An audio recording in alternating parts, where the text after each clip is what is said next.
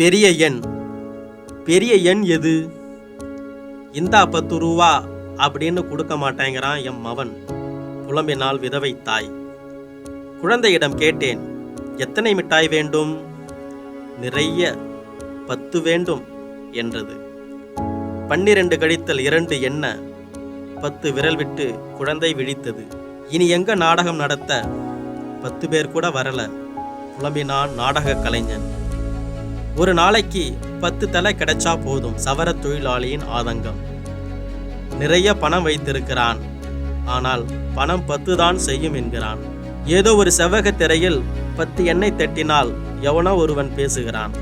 வாங்குன கடனை எப்படா தருவ? ஒரு 10 நாளில் தந்துடுறேன் கெஞ்சினான் தள்ளுவண்டிக்காரன். நல்ல உயரம், நல்ல உடல்வாகு, 10 பேரை தூக்கி வீசுவான்.